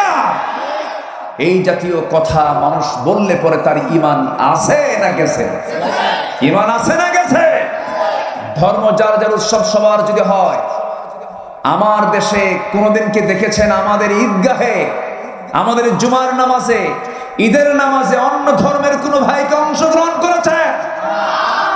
কিন্তু আমাদের কিছু মুসলমান ভাইরা দুর্গা পূজার যায় অনুষ্ঠানে গিয়ে নারিকেল নাড়ু খায়, বিসমিল্লাহ করে। হায়া নাই, শরম নাই, আসে না? নয়, আচ্ছা তারা আসে না। চাকরি যার যার, বেতন সবার। বউ যার যার, হক সবার। না, বউ যার যার হক তার তার, চাকরি যার যার হক তার তার, ধর্ম যার যার, উৎসব। কষ্ট পাচ্ছেন নাকি? ধর্মীয় বিষয়ে ফতোয়া দেবে সাধারণ মানুষ না আলেম ওলামা? আমার দেশে বেনামাজি, সুদখোর, জেনাকার, বদমাইশরাও ফতোয়া মারবে। আছে না নাই? কষ্ট পাচ্ছেন নাকি? ঘুড়ি আজকে এত ঘুরতেছে কেন বুঝলাম? এত তাড়াতাড়ি টাইম চলে যাচ্ছে। আমার আলোচনা এত পড়ে আছে, সামনে আর বহু আলোচনা পড়ে আছে না? আমার আলোচনা চলো, জোরে বলি ইনশাআল্লাহ। হ্যাঁ মনে আছে, সমস্যা নেই। ইমানদারের গুণ কয়টা বলেন, বলেন কয়টা? একটাও কি কইছি আমি? বলেন, এগুলো একটা একটা করে বললে তো ফজর হয়ে যাবে। হোক জোরে বলি ইনশাআল্লাহ। জি আলহামদুলিল্লাহ। এই ওঠেকে ধরেন, ধরে ধরেন, এই বসেন যে একটু মজা করে বললাম, আবার রাগ করেন না, একটু বসেন, কেউ উঠবেন না। আমি আর একটু সময় একটু মিলাই দেব, আলোচনা শুরু করেছি যে যেটা দিয়ে একটু গোছায় দিয়ে আমি শেষ করে ফেললাম। ফজর নামাজ পড়বো তো আমরা ইনশাআল্লাহ। আমার দেশে আবার বহু ইমানদার আছে, হুজুর ইমান কি বলেন, নামাজ না থাক ইমান তো আছে, বুকে থাপড়ে আমার, বুঝলেন, মানে ভাবে যে থাপ্পড় মারলে ইমান মজবুত হয়, আছে না নাই? আমার বন্ধুগণ, আমার নবীজি প্রচন্ড ক্ষেপে গেলেন, রেগে গেলেন। মূর্তিগুলো দেখে ভাবলেন সবগুলো ভেঙ্গে চুরমার করে দেব। ইব্রাহিম আলাইহিস সালাতু ওয়াস সালাম মূর্তিগুলোকে সব মাথাগুলো ভেঙ্গে দিয়েছিলেন। বলা হয়েছিল ইব্রাহিম এগুলো ভাঙছে কে? তিনি বললেন তোমরা তোমাদের রবকে জিজ্ঞাসা করো। তিনি জীবনে 3টা হিকমতপূর্ণ মিথ্যা কথা বলেছিলেন। কয়টা? ইব্রাহিম আলাইহিস সালাতু ওয়াস সালাম আমাদের জাতির পিতা। আমাদের জাতির পিতা কে? আবার কোন? আবার আবার পেঁয়াজপুষ জান্নাত। ইব্রাহিম আলাইহিস সালাতু ওয়াস সালাম কি সুন্দর করে তিনি তার তাওহীদ চেতনাকে লালন করেছেন, কিন্তু তিনি তার জীবনে 3টা হিকমতপূর্ণ তিনি মিথ্যা কথা বলেছেন। তবে সেই মিথ্যাটা মিথ্যা নয়। যখন তাকে বলা হলো মূর্তিগুলো ভাঙছে কে, তিনি বললেন মূর্তিকে জিজ্ঞাসা কর, মানে এর মধ্যে জবাব দিচ্ছেন এমন কাউকে জিজ্ঞাসা করবা যে জবাবই দিতে পারবে না, সেই রব তোমার রব হয় কেমনে? নাম্বার 2 হলো চলো আমরা এই শহর ছেড়ে আমরা মেলায় যাব। তিনি বলেন আমি যেতে পারবো না, ইন্নী সাকিম, আমি অসুস্থ। অথচ তিনি শারীরিকভাবে সুস্থ ছিলেন, কিন্তু অসুস্থ হলো 2 প্রকার, একটা শারীরিক আর একটা মানসিক। মানসিক অসুস্থটাই সবচেয়ে জটিল। তিনি মানসিকভাবে অসুস্থ ছিলেন, কারণ ইমানদার শিরকের কাজ দেখলে সে সুস্থ থাকে না অসুস্থ থাকে? অসুস্থ থাকে। নাম্বার 3 হলো ইব্রাহিম আলাইহিস সালাতু ওয়াস সালাম তার স্ত্রী সারা আলাইহিস সালাতু ওয়াস সালামকে নিয়ে যখন তিনি হিজরত করছিলেন, জালিম শাসক যখন বলে ফেলল ইব্রাহিম তোমার সঙ্গে এই মহিলার পরিচয়টা কি? তিনি মনে মনে চিন্তা করলেন বউয়ের পরিচয় দিলে পরে সেই বউটাকে আমার কাছ থেকে নিয়ে চলে যাবে, তিনি এটা আমার বোন হয়, নিরাপত্তার জন্য বললেন। কিন্তু এরপরও বউটাকে তারা ধরে নিয়ে চলে গিয়েছিল। এই যে তিনি বউটাকে, নিজের বউটাকে বোন বলেছেন, যদিও মিথ্যা কথা নয়, ইন্নামাল মুমিনুনা ইখওয়া, কৌশল তিনি করেছেন।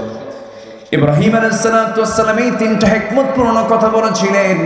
আমার বন্ধুগণ, সেই ইব্রাহিম আলাইহিস সালাতু ওয়াস সালাম যখন বললেন মূর্তি ভাঙছে কে, তোমরা সেই মূর্তিকে জিজ্ঞাসা করো, কিন্তু ফলাফল শেষ পর্যন্ত হলো তদন্ত রিপোর্ট হয়ে গেল মূর্তি অবশ্যই ইব্রাহিম ভাঙছে। শেষ পর্যন্ত আগুনে নিক্ষেপ করা হলো, কিন্তু ঈমান এত মজবুত ছিল যে আগুন নিভে গেছে, ঈমান নিভে নাই। জোরে বলেন আল্লাহু আকবার। অথচ তার পিতা ছিল মুশরিক, মুশরিকের ঘরে তাওহীদের চেতনা লালন করেছেন ইব্রাহিম আলাইহিস সালাতু ওয়াস সালাম। আর আমরা কার সন্তান? আমরা কি মুশরিকের সন্তান না ইব্রাহিমের সন্তান? বলেন আমরা কার সন্তান? ইব্রাহিমের সন্তান। আর আমরা মুশরিকের সন্তান হয়ে ইব্রাহিম আলাইহিস সালাম মূর্তি ভাঙলেন, শিরক উৎখাত করলেন, আর আমরা তার সন্তান হয়ে আজকে শিরককে লালন করছি। যেরকম নাউজুবিল্লাহ। এইদিকে আফসোস করে আল্লামা ইকবাল বলছেন উनको तहजीब ने हर बंद से आजाद किया लाके काबे से सनम खाने में आबाद किया। নব্য যুগের সভ্যতা মোহে কেটে ফেললে সব বাঁধন, মসজিদ ছেড়ে মন্দিরে গিয়া বাসা বেঁধেছ হায় এখন। মসজিদ ভাল লাগে না, মন্দির ভালো লাগে, নামাজ ভালো লাগে না, গাজার আসর ভালো লাগে, আছে না নাই? আচ্ছা, ওই নেতার পথ ছাড়ো যে নেতা তোমাকে নামাজের কথা বলে না। ওই নেতৃত্ব ছাড়ো যে নেতা তোমাকে মসজিদে না নিয়ে মন্দিরে নিয়ে যায়। যে নেতা তোমাকে তাওহীদের কথা না বলে শিরকের কথা বলে, জাহান্নামের কথা বলে, নামাজের কথা বলে না, মদের বোতল তোমার হাতে তুলে দেয়, নারী তুলে দেয়, ওই সমস্ত নেতৃত্বের মুখে আমরা জুতা মারি, থুতু মারি। রাজি আছেন কারা কারা? হাত উঁচু করে দেখান মুসলমান।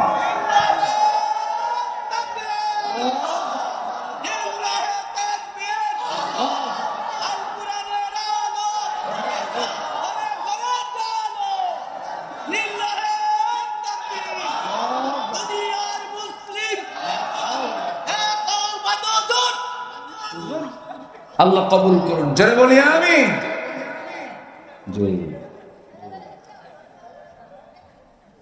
তাহলে আমার নবীজি মক্কায় ছিলেন 13 বছর। মার খেয়েছেন না মার দিয়েছেন?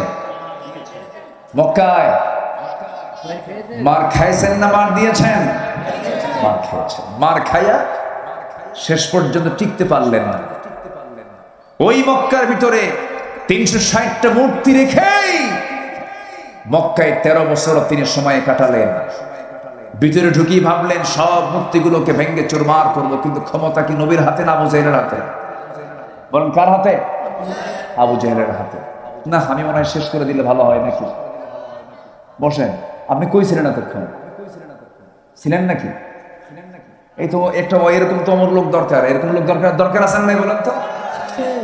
বলি আলহামদুলিল্লাহ। তো আমার নবীজি কাবার দরজার কাছে আসলেন, ভাবলেন সব ভেঙ্গে চুরমার করবো, কিন্তু ক্ষমতা তো নবীর হাতে নাই। আস্তে করে বের হয়ে আসলেন। 13 বছর ওই কাবার ভিতরে মূর্তি রেখে রাসূল সেজদা দিয়েছেন, সরাতে পারেন না, কারণ তার হাতে কি নাই? আস্তে কি নাই? বলেন কি নাই? রাষ্ট্র শক্তি না। আকলমন্দ ইশারা বাসা।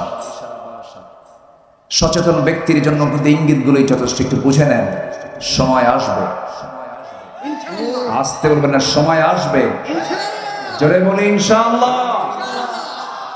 আলেমদের রক্ত বৃথা যাবে না, আলেমদের রক্ত বৃথা যাবে না, শহীদের রক্ত বৃথা যাবে না। শহীদ তিতুর এই বাংলাদেশ, বখতিয়ার উদ্দিন খলজির এই বাংলাদেশ, এই বাংলাদেশ হচ্ছে আলেমের বাংলাদেশ, খানজাহানের বাংলাদেশ, শাহজালালের বাংলাদেশ। এই দেশে ইসলামের বিরুদ্ধে কোন ষড়যন্ত্র টিকবে না, টিকবে না। সেই দিন ইসলামকে বিজয়ী করার জন্য যদি বুকের তাজা রক্ত সাহাবীদের মতো দিতে হয়, সবাইকে রাজি আছেন? সবাইকে রাজি আছেন? দিনের জন্য যদি জীবন দিতে হয়, দিনের জন্যই দেব, বুকের তাজা প্রাণ ঢেলে দিতে রাজি আছেন? কারা কারা হাত উঁচু করে দেখান মুসলমান।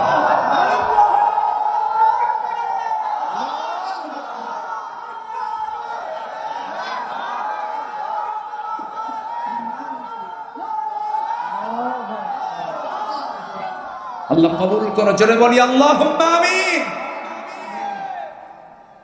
সম্মানিত ভাইয়েরা, আমার নবীজি যখন মক্কায় ছিলেন, নবীজির চোখের সামনে সাইয়েদনা ইয়াসির রাদিয়াল্লাহু আনহুকে ধরা হলো। ধরে নবীর চোখের সামনে রাসূল দেখতে পাচ্ছেন, 2 হাত বাঁধা হলো, 2 পা বাঁধা হলো, মারতে মারতে বেহুশ করে ফেলা হলো। আমার নবীজি এই দৃশ্য অবলোকন করছিলেন, কিন্তু ক্ষমতা নাই। আবু জাহেল্লা রিমান্ডে নিয়ে শেষ পর্যন্ত কি করলো? ইয়াসির রাদিয়াল্লাহু আনহুর একটা পা একটা ঘোড়ার পায়ের সঙ্গে বেঁধে দিল, আরেকটা পা আরেকটা ঘোড়ার পার সঙ্গে বেঁধে দিয়া 2 দিকে 2টা ঘোড়া চালায় দিল। মুরগি রানের মতো 2 টুকরা করে ইয়াসিরকে দুনিয়া থেকে বিদায় করে দেওয়া হলো। তার শাহাদাতের রক্ত গড়া শেষ হতে না হতেই তার স্ত্রী সুমাইয়াকে ধরা হলো। সুমাইয়াকে ধরে নিয়ে মারতে মারতে রক্তাক্ত করে ফেলে দিয়া আবু জেহেলরা করলো কি, হাতের মধ্যে তারা শক্ত একটা লোহার রড হাতের মধ্যে নিল, বলল হাতের মধ্যে নিয়ে তার কলিজা বরাবর মেরে দিল, বুক দিয়ে ঢুকে পিঠ দিয়ে বের করে ফেললো। সুমাইয়া দুনিয়া থেকে বিদায় নিলেন। আমার নবীজি শুধু ক্ষমতা নাই, পাওয়ার নাই, দূর দিকে শুধু বললেন সবরান আলা ইয়াসার, সবরান আলা ইয়াসার ফাইন্না মাওইদাকুমুল জান্নাহ। ধৈর্য ধরো, ধৈর্য ধরো ইয়াসার পরিবার, তোমাদের জন্য আল্লাহর জান্নাতের ওয়াদা হয়ে গেছে। নবীজি আমার দোয়া করলেন, মক্কার মাটিতে রাসূলকে কি বলে দলীয় নিবন্ধন বন্ধ করে দিল, দাওয়াতি কার্যক্রম বন্ধ করে দিল, কোন দাওয়াতি কাজ পর্যন্ত নবীজি করতে পারেন না। মক্কার মাটিতে সাহাবায়ে কেরাম দেখল আবু বকর বুঝি মারা গেছে। কিছুক্ষণ পর সেন্সটা ফিরল। সেন্সটা ফেরার সঙ্গে সঙ্গে তিনি মনে মনে চিন্তা করলেন, আমাকে তো এরা মেরেই ফেলে দিয়েছিল, না জানি রাসূলকে তারা কি করবে জানি না। ওই জায়গা থেকে কোনো মতো সেন্সটা ফেরার সঙ্গে সঙ্গে নাকে হাত দিয়ে দৌড় মেরে নবীর দরজার কাছে এসে বলছেন, ইয়া রাসূলুল্লাহ দরজা খুলুন। দরজা খোলার সঙ্গে সঙ্গে রাসূল তার চেহারার দিকে তাকায়, রাসূল অবাক হয়ে গেলেন, আবু বকর এই ঘটনা ঘটলো কেমনে হুজুর? সেজদা দিতে গেছে কাফেররা আমার নাকটা বোচা করে দিয়েছে।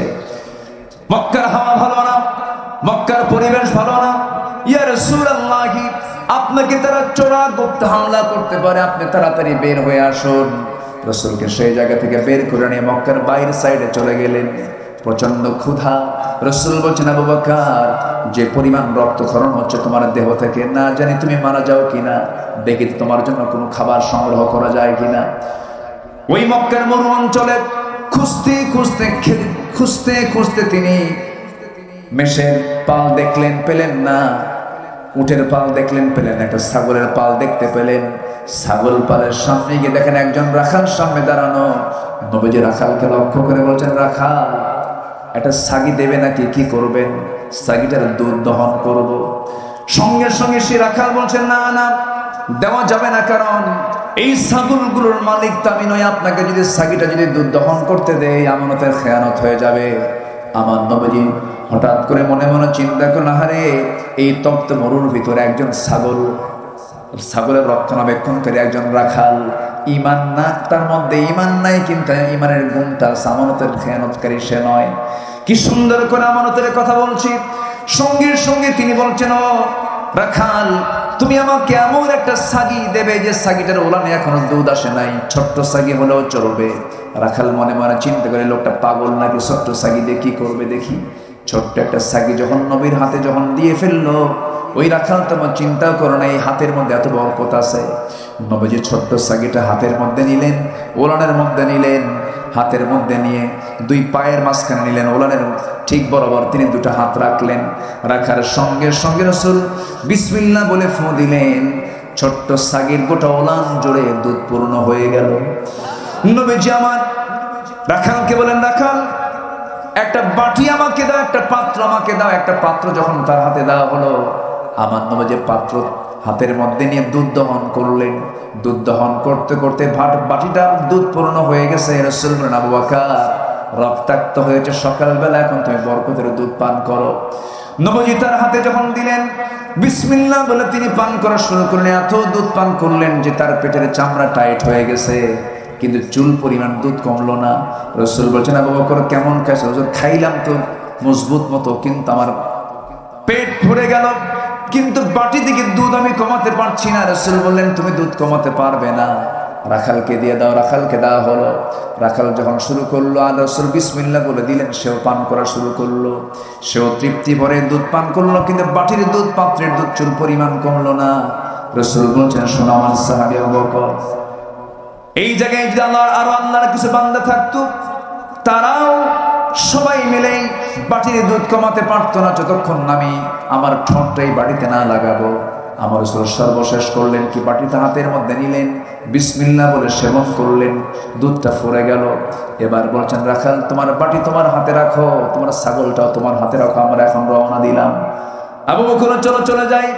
সঙ্গে সঙ্গে রাখালের চোখে পানি। রাসূল বলছেন, রাখাল, তোমার চোখে পানি কেন, কি হয়েছে?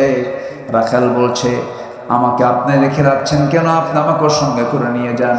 রাসূল, তোমাকে সঙ্গে করে নিয়ে গেলে পরে ছাগলগুলো দেখবে কি তোমার আমানতের তো খেয়ানত হয়ে যাবে, তা তো সত্যি কথা। ঠিক আছে, আপনি চলে যান, তবে শর্ত হলো, আপনাকে যখন আমি ছাগিটা দিলাম, সেই ছাগি দেওয়ার সঙ্গে সঙ্গে আপনি ওলানে হাত দিলেন, কি যেন পড়লেন, ওলানটা দুধে ভরপুর হয়ে গেল। দুধটা আপনি দহন করলেন, বাটি পূর্ণ হয়ে গেল। আপনাকে আমি ছুটি দেব, তবে শর্ত হলো আপনাকে এই দোয়াটা আমাকে শিখিয়ে যেতে হবে, আপনি আমাকে এই দোয়াটা শিখায় দেন। নবীজি আমার মুস্কি মুস্কি হাসি মেরে বলছেন, ও রাখাল, তোমাকে যে আমি দোয়াটা শিখাবো, 1000বার দোয়া শিখায় কোনো লাভ হবে না, কারণ তোমার মধ্যে কি নাই? আসতে বলে কি নাই? আল্লাহ বলছেন কয়টা কাজ করো, মনে আছে আপনাদের? ভয়ও থাকবে না, চিন্তাও থাকবে না। কয়টা কাজ করো? আর ইমানের গুণ কয়টা? ইমানদারের গুণ কয়টা বলেন? 7টা গুণ।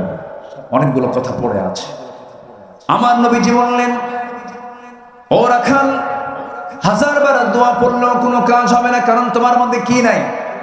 ইমান নাই। সঙ্গে সঙ্গে রাখাল বলতেছে, আপনারা চেহারা প্রমাণ করতেছে, আমি বহু নাম শুনেছি মক্কার মাটিতে আব্দুল্লাহর পুত্র মুহাম্মদ নামে আল্লাহর নবীর আগমন হয়েছে, আপনি মনে হয় সেই ব্যক্তি হবে। রাসূল মুস্কি হাসি মেরে বলছেন, রাখাল রে, বুঝতে ভুল করো নাই, দেখতে তুমি চিনতে ভুল করো নাই। সঙ্গে সঙ্গে হাতটা আগায় দিয়ে বলতেছে, আশহাদু আল্লা ইলাহা ইল্লাল্লাহু ওয়াহদাহু লা শারীকা লাহু ওয়া আশহাদু আন্না মুহাম্মাদান আবদুহু ওয়া রাসূলুহু। হেদায়েতের মালিক কে? আসতে বলবেন না, হেদায়েতের মালিক কে? ওই যে রাখাল কি রাসূল ওই জায়গা থেকে টেনে আনলেন, সেই রাখাল তো সাধারণ কোন রাখাল নয়। সেই রাখালের হাতে দুনিয়া থেকে বিদায় নিয়েছে এই উম্মতের জন্য ফেরাউন আবু জেহেল দুনিয়া থেকে তার হাতে বিদায় হয়েছে। আল্লাহু আকবার। সেই রাখালটার নাম হলো আব্দুল্লাহ ইবনে মাসউদ রাদিয়াল্লাহু তাআলা। আব্দুল্লাহ ইবনে মাসউদ রাদিয়াল্লাহু তাআলা, তার হাতেই আবু জেহেলের মতো এই উম্মতের যে ফেরাউন, আমার রাসূল বলেছেন এই উম্মতের ফেরাউনকে আবু জেহেল, এই লোকটা, এই নরাধমটা এই রাখালের হাতে দুনিয়া থেকে বিদায় হয়। সম্মানিত ভাইয়েরা, কথায় তো কথা বাড়ে, তো ওই লোকটার মূল্য বেড়ে গেছে, দাম বেড়ে গেছে কিসের কারণে বলেন তো? আজ তো বলো না কিসের কারণে? আমাদের 1 নম্বর গুণ অর্জন করতে হবে, কি বলেন তো? ঈমান। কিন্তু আমি যে ঈমানদার, ঈমানদারকে চেনার জন্য 7টা গুণ তার মধ্যে থাকতে হবে। ঈমানদার গুণ, ঈমানদারের সার্টিফিকেট নেবার জন্য তার মধ্যে অবশ্যই 7টা গুণাবলী থাকতে হবে। সেই 7টা গুণাবলী আল্লাহ রাব্বুল আলামিন সূরা মুমিনুনের শুরুতে বলছেন, যারা পারেন ঠোঁট মিলিয়ে বলেন, قد أفلح المؤمنون الذين هم في صلاتهم خاشعون والذين هم عن اللغو معرضون والذين هم للزكاة فاعلون والذين هم لفروجهم حافظون. এরপর আল্লাহ রাব্বুল আলামিন বলেছেন, والذين هم لأماناتهم وعهدهم راعون والذين هم على صلواتهم يحافظون أولئك هم الوارثون الذين يرثون الفردوس هم فيها خالدون. جل الله أكبر. আল্লাহ রাব্বুল আলামিন বলেন, ঈমানদাররা 7টা গুণ অর্জন করো। নাম্বার 1 হলো ঈমানদার নামাজি হবে না, বেনামাজি হবে। বলেন, নামাজি হবে। সে নামাজটা সে খুশুর সঙ্গে আদায় করবে, অনর্থক কথা জিহ্বা থেকে বের করবে না। নাম্বার 3, যাকাত ঠিক মতো আদায় করবে। নাম্বার 4, সে তার লজ্জাস্থানকে হেফাজত করবে। যুবকরা, নিজের চরিত্র ঠিক রাখার জন্য অবশ্যই নিজেকে কন্ট্রোল করার দরকার আছে না নাই? আসতে বলবেন না, আছে না নাই? বিবাহ পূর্ব কোনো প্রেম করা যাবে? আস্তে আস্তে কর। বিবাহ পূর্ব কোনো প্রেম করা যাবে? আচ্ছা, বিয়ের আগে কি প্রেম হয় না জেনা হয়? বিয়ের পরে কি হয়? প্রেম হয়। কিন্তু আজকে বিয়ের আগে, আজকে সমাজে বিয়ের আগে কি হয়? প্রেম হয়ে যায়। বিয়ের আগেই যদি প্রেম করো, বিয়ের পরে তার প্রেম থাকবে না, খালি কিলিয়ার ঘুষাঘুষি হবে। ঠিক কিনা? এগুলো করবা না। বিয়ের প্রয়োজন হবে, তোমার যৌবন আছে, পিছনের দরজা দিয়ে না দিয়ে সামনের দরজা দিয়ে আসবে। মেয়ের বাবাকে প্রস্তাব দিয়ে ফেলবা, তোমার আব্বা দিয়ে, নিজে না, প্রস্তাব দিয়ে ফেলবা, বিয়ে করে ফেলবা। জেনার কাছে যাবে না, নোংরামি করবা না, কুকুর সিগাল শুকুরের চরিত্র নিয়ে আসবা। ঠিক কিনা? আমি মানুষ, আমার মানুষের চরিত্র যেন আমার মধ্যে থাকে। এই দিকটা তোমার খেয়াল করতে হবে। তোমাকে ঈমান নষ্ট করার জন্য তোমার সামনে উলঙ্গ হয়ে নারীরা সামনে দাঁড়াবে আখিরের জামানায়। সেই দৃশ্যকে আমরা দেখছি না আজকে? সেই দৃশ্য দেখছি কিনা? আজকে চরিত্রহীনা লম্পট বদমাইশগুলো হয়ে যায় সমাজের সেলিব্রিটি, ঠিক কিনা? আর ওই সমস্ত অশ্লীল বেহায়াপনা চরিত্রহীনা এই সমস্ত মেয়েদেরকে কলেজের মাঠে স্কুল মাঠে নিয়ে এসে নাচায়। আর যে নেতারা হাতের তালি মারে ওই সমস্ত নেতৃত্বের মুখে জুতা মারা দরকার, ঠিক কিনা? জুতা মারা দরকার। বুঝে নেন কথাগুলো। এরকম বদমাইশ আছে না নাই? এমন অসভ্য বাপ আছে নিজের মেয়েকে মঞ্চে তুলে দিয়ে মেয়েকে বলে তুই না, তুমি নাচো। মেয়ে নাচে, বাবা হাতের তালি দেয়, থাপ্পড়ায় 32 দাঁত ওই বাপের ভাঙা দরকার। সচেতন হতে হবে। আজকে নোংরা মানুষগুলো সমাজের নেতৃত্বের আসনে বসে গেছে। মসজিদ কমিটি পর্যন্ত দখল করেছে সুদখোররা। কথা বলবো? কথা তো কেবল শুরু হচ্ছে।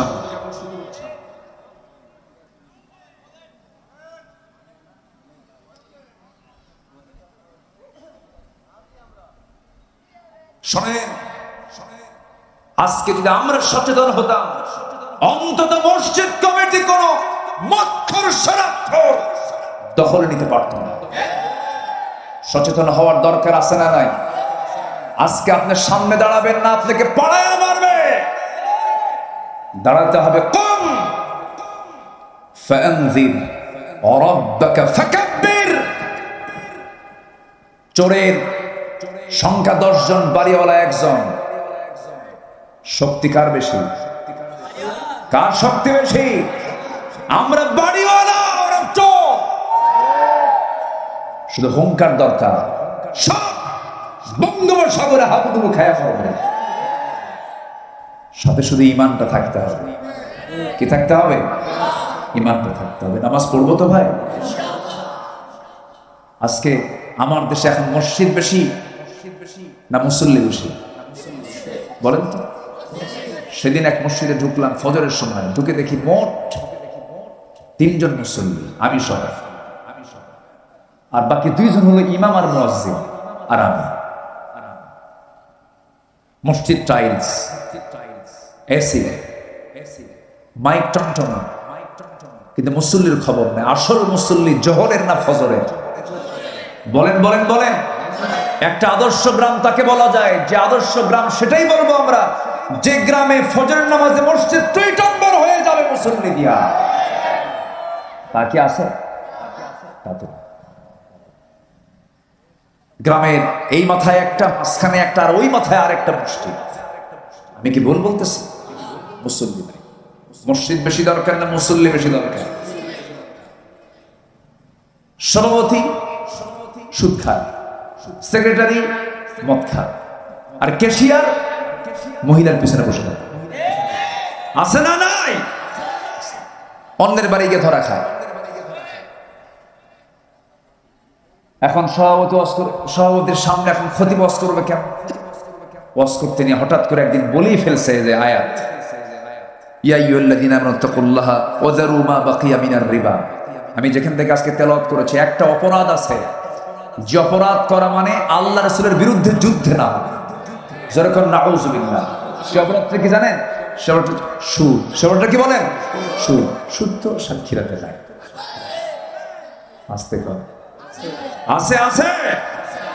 এই সময় কি উঠবেন না? উঠলি ভাববো ওই লোকটা সুদ খায়, বসে থাকে।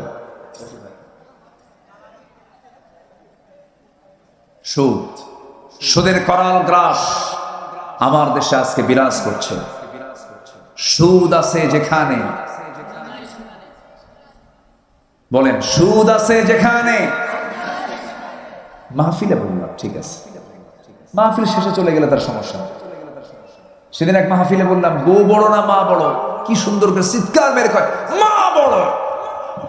আমি বললাম হ্যাঁ ঠিক আছে, মাহফিলে মা বড়, বাড়িতে গিয়ে বউ বড়। আমি কি ভুল বলছি? বিয়ের আগে ভালোই থাকে মা, বিয়ে করলে মাটা পর হয়ে যায়। আমি কি ভুল কিছু বলছি? বিয়ের পরে এই চিত্র পাল্টাবে কেন? কেন পাল্টাবে এই চিত্র? বিয়ের আগেও মা বড়, বিয়ের পরেও মা বড়। অনেক কথা ছিল, এক রাত তো সব কথা তো এক রাতে বলা যায় না। ইমাম এখন এই আয়াতটা যখন বলছে, আয়াতের সঙ্গে বলে ফেলছে তোমরা আর চক্রাকারে সুদ খায়ও না। এই খুতবা দেওয়ার সঙ্গে সঙ্গেই নামাজ শেষ। সভাপতি ইমাম সাহেবের সামনে মুখোমুখি দাঁড়িয়ে বলতেছে, হুজুর আপনি সুদের বিরুদ্ধে ওয়াজ করবেন, ভালো কথা করছেন, আয়াত আসছে, সমস্যা নেই, কিন্তু আপনি সুদের কথা বলার সময় আপনি আমার দিকে তাকায় তাকায় বললেন কেন? কি কথা কি বোঝেন? চাকরি আছে, আজ থেকে চাকরি আছে। আমরা সেই ইমামকে দেখতে চাই বাংলার জমিনে, যে ইমামরা বিচার করে। জোরে বলি ইনশাআল্লাহ। আমার রাসূল ছিলেন পাওয়ারলেস ইমাম না, পাওয়ারফুল ইমাম। রাসূল বিচার করেছেন মসজিদের মেম্বার থেকে। সম্মানিত ভাইরা, সম্মানিত বন্ধুগণ, অনেক কথা, 7টা গুণ আমরা ইমানদার যদি হতে চাই, আমরা 7টা গুণটা অর্জন করবো আমাদের জীবনে। জোরে বলি ইনশাআল্লাহ। 4টা কাজ করো, আল্লাহ বলছেন তোমার মধ্যে থেকে ভয় এবং চিন্তা আমি আল্লাহ নিজে দূর করে দেব। 1 নাম্বার হলো ঈমান আনো ভালো করে। নাম্বার 2 হলো ওয়ামিলুস সালিহাত, নেক কাজ করো। নেক কাজ বলতে পৃথিবীতে যত হালাল কাজ আছে সমস্ত কাজকে নেক কাজ বলা হয়। যেমন আপনি মাহফিল থেকে বাড়িতে চলে যাবেন, বাড়িতে যাওয়ার পথে রাস্তায় দেখতে পেলেন একটা খোয়া পড়ে আছে ঠিক মাঝখান বরাবর, একটা আদলা ইট পড়ে আছে, খোয়া পড়ে আছে। ওই ইটের উপরে, খোয়ার উপরে কারো পা পড়লে পা পিছলে গিয়ে ভেঙে যেতে পারে। আপনি সেই খোয়াটা আস্তে করে সরাইয়া রাখলেন আর সাইডে রাখলেন। আল্লাহ রাসূল বলছেন এটাও ঈমানের একটা শাখা। এই কাজের জন্য আল্লাহ পাক তাকে জান্নাত দিতে পারে। নেক আমল বলতে বোঝায় হলো কল্যাণমূলক যত কাজ আছে, যত ভালো কাজগুলো আছে সমস্ত কিছু হলো নেক আমল। আমার বন্ধুগণ, ওজনে কম দেওয়া খুব নেক আমলের কাজ। নেক আমল ওজনে কম দেওয়া লোক সাক্ষীরাতি মনে হয় নাই। আসতে বলবেন না, আছে না নাই? এখন ওজনে কম দেবে কেমনে? কারণ সব তো ডিজিটালে মাপে। কিসে মাপে? এটা কি কম বেশি হয়? হ্যাঁ, হ্যাঁ। মাথা টাল হলে ওটাও টাল হয়, মাথা টাল হলে ওটাও টাল হয়ে যায়। ওজন কম বেশি করার একটা সূরা আছে, ওয়াইলুল লিল মুতাফফিফিন, ধ্বংস হোক তার যারা ওজনে কম বেশি করবে। আমার বন্ধুগণ, সবকিছু আমার আপনার জন্য নেক আমল হবে যদি সেটা আল্লাহর নিয়ম মাফিক হয়, আর সবকিছু আমার আপনার জন্য বদ আমল হয়ে যাবে যদি আল্লাহর নিয়ম মাফিক না হয়। নাম্বার 2 হলো যারা নেক আমল করে দুনিয়া থেকে বিদায় নেবে, ঈমান যারা আনবে। নাম্বার 3 হলো আকামুস সালাত, যারা নামাজ কায়েম করবে। আজকে আমার দেশে কি নামাজ কায়েম আছে নাকি? আজ থেকে নামাজ কায়েম আছে? নামাজ আদায়ের কথা আল্লাহ রাব্বুল আলামিন মাত্র একবার বলেছেন, আর নামাজ কায়েমের কথা বলেছেন একবার না বারবার, একবার না বারবার। আজকে যদি বাংলার জমিনে নামাজ কায়েম থাকতো, সুদ থাকতো না, জেনা থাকতো না, ঘুষের কারবার থাকতো না। আজকে আমার দেশে নামাজ আদায়ের পরিবেশ হয়তো বা আছে, কিন্তু নামাজ কায়েমের পরিবেশটা নাই। নামাজ কায়েম এমনি এমনি হবে না। নামাজ কায়েমের জন্য যুগে যুগে আম্বে কেরামদের শরীর থেকে রক্ত ঝরেছে, আল্লাহর পছন্দের বান্দাদের শরীর থেকে রক্ত ঝরেছে। দিন কায়েমের জন্য হাসতে হাসতে ফাঁসির মঞ্চে যেতে হয়েছে মুসলমান। সেই দিন কায়েমের জন্য, নামাজ কায়েমের জন্য আমরাও কি জানমাল দিতে রাজি আছি নাকি? আসতে বলবেন না, রাজি কি সবাই আছেন? সবাই কি রাজি আছেন? আল্লাহ জান্নাত দিতে রাজি আছে। আল্লাহু আকবার বলেন, জোরে বলি আল্লাহু আকবার। নামাজ এমনি কায়েম হয় নাই, দিন এমনি কায়েম হয় নাই।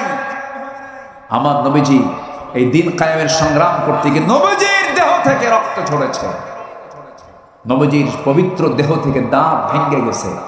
উহুদের ময়দানে যুদ্ধ করতে গিয়ে আমার নবীজি হেলমেট পরেছেন, যুদ্ধের ময়দানে দাঁড়ায় আছেন। এমন সময় এক কাফের দূর থেকে নবীজির মুখ বরাবর লক্ষ্য করে একটা পাথর মেরে দিয়েছে, সামনের দুটো দাঁত ভেঙে গেছে। বাকি জিন্দেগি উহুদের দিন থেকে নিয়ে বাকি জিন্দেগি আমার নবীজির চেহারার সৌন্দর্য নষ্ট হয়ে গেছে। দুটো দাঁত হারা অবস্থায় রাসূল কথা বলছেন। উহুদের দাঁত চলে গেছে, কোমরে খন্দকের ময়দানে কোদাল মারতে মারতে কোমর চলে গেছে। দিন কায়েম করতে গিয়ে নবীজির কোমর ভেঙেছে, দাঁত ভেঙেছে। উহুদের ময়দানে আমার রাসূলকে টার্গেট করে দুনিয়া থেকে বিদায় করার জন্য কত ষড়যন্ত্র করেছে। আমার নবীজির কপালের মধ্যে লোহা ঢুকেছে, গালের মধ্যে শিরস্ত্রাণের লোহা বিদ্ধ হয়েছে, আমার নবীজির শরীর থেকে রক্ত ঝরেছে। এত কষ্ট করেছেন আমার নবীজি উহুদ যুদ্ধের ময়দানে। সবাই জানতে পেরেছে রাসূল বুঝি দুনিয়া থেকে বিদায় নিয়েছেন, নবীজি বেঁচে নাই। এই সংবাদ চতুর্দিকে ছড়িয়ে পড়েছে। যুদ্ধের ময়দানে ৭০ জন সাহাবী শাহাদাত বরণ করেছেন। আমার নবীজি শেষ পর্যন্ত হাইয়ান মাজরুহান আহত অবস্থায় বেঁচে ছিলেন। নবীজির মাথায় ব্যান্ডেজ লাগানো, নবীজির দাঁত ভাঙ্গা। আমার নবীজির সঙ্গে সঙ্গে সংবাদ পেলেন তার চাচা আমির হামজা দুনিয়া থেকে বিদায় হয়েছে। লাশের সামনে গিয়ে দাঁড়ায় দেখেন তার আপন চাচার দুই চোখটা নাই, কান দুইটা নাই, নাকটা তুলে নিয়েছে, হাত দুইটা কেটে ফেলেছে, পা দুইটা কেটে ফেলেছে। রাসূল বলেন সাহাবীরা দেখো আমার চাচার লাশের দিকে তাকায় দেখো, বুকটা চিরে কলিজা পর্যন্ত বের করে নিয়েছে। ও আমার ভাই, ও আমার সাহাবীরা, আমার এই চাচা যে দিন প্রতিষ্ঠার জন্য যে ত্যাগ স্বীকার করলো, তোমরা বেশি দিন অপেক্ষা করো না, এই জমিনেই আল্লাহর দিন কায়েম হয়ে যাবে। যেরকম সুবহানাল্লাহ।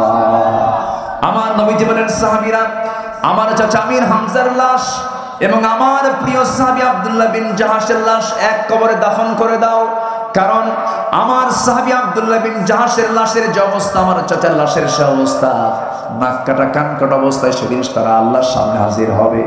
আল্লাহ বলবেন ও আব্দুল্লাহ, আল্লাহ বলেন ও আমির হামজা, ফিমা যদি আনফু, তোমার নাক কেন কাটা? ও উদুনুক, তোমার কান কেন কাটা? ওই সময় আমার এই চাচা, আমার এই সাহাবী আব্দুল্লাহ আল্লাহর সামনে দাঁড়িয়ে বলবে, আল্লাহ আমার নাক কেটেছে, আমার চোখ তুলে নিয়েছে তোমার জমিনের দিন কায়েমের সংগ্রাম করার জন্য। আল্লাহ সেই দিন বলবেন ও আব্দুল্লাহ, ও আমির হামজা, আজকে তোদের কোনো বিচার করবো না, আজকে তোদেরকে সোজা জান্নাত দিয়ে দিলাম। যেরকম সুবহানাল্লাহ। আমার বন্ধুগণ, নামাজ কায়েমের সংগ্রাম করব আমরা।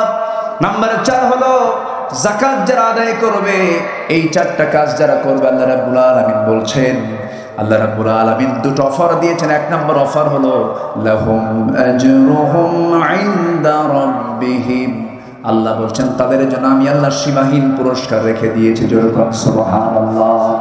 নাম্বার 2 হলো ওই সমস্ত বান্দার জন্য দুনিয়াতে এবং আখিরাতেও কোনো চিন্তা নাই, কোনো ভয় নাই। যেরকম বলি সুবহানাল্লাহ। আল্লাহ তুমি এই আয়াতের অনুকূলে আমাদের জীবনকে সাজানোর তৌফিক দাও। জোরে বলি আমিন। অনেক রাত করে ফেলেছি, অনেক কষ্ট দিয়ে ফেললাম, তাই না? আপনাদের অনেক কষ্ট পেয়েছেন মনে হয় আপনারা। অনেক রাত হয়েছে, একটা ক্রস একটা পার করেছি আমরা অলরেডি। যতটুকু হয়েছে আমরা বলে ফেলি আলহামদুলিল্লাহ। জোরে বলি আলহামদুলিল্লাহ। আগামীকালকে আমার মাহফিল আছে কোথাও জানেন না? চুপড়িয়া। চুপড়িয়া ও চাবি শুনবেন? আগ্রহ আছে, কিন্তু আজকে আর কখন শুনবেন বলেন? আরো তো 1 ঘন্টার মতো সময় লেগে যাবে তাহলে আমার মনে হয়। আচ্ছা আচ্ছা, একটু বসেন। আগামীকালকে চুপড়ি না, চুপড়িতে মাহফিল আছে। আমরা যদি পারি সেখানেও যাবো। জোরে বলি ইনশাআল্লাহ। আগামীকালকেও আমি কমিটিকে বলবো, আগামীকালকের কমিটিকে তারা যেন একটু আগে ভাগে উঠায়, আগে ভাগে উঠায় দিলে মাহফিলের সৌন্দর্য রক্ষা হয়। এই যে কিছু লোক যে যাওয়া আসা করলেন, এটা কিন্তু মূলত টাইমিং এর কারণে। কালকে অফিস আছে, অনেকের কাজ আছে, ঘুম তো যা হয়েছে আমরা বলে ফেলি আলহামদুলিল্লাহ। যে নামাজের মতো করে বসি, আমরা একটু নামাজের মতো করে বসি, নামাজের মতো করে বসি। সবাই বলে সুবহানাকাল্লাহুম্মা ওয়া বিহামদিকা আশহাদু আল্লা ইলাহা ইল্লা আনতা আস্তাগফিরুকা ওয়া আতুবু ইলাইকা। চিৎকার মেরে বলি, ইয়া আল্লাহ, আমার জীবনে সাগীরা কবীরা, ছোট বড় সব গুনাহ তুমি আল্লাহ মাফ করে দাও। জোরে বলি ইয়া রাব্বাল আলামিন, ইয়া রাব্বাল আলামিন। আমাদের চেয়ারম্যান মহোদয় কোথায়? চেয়ারম্যান সাহেব কোথায়? উনি ব্যস্ত।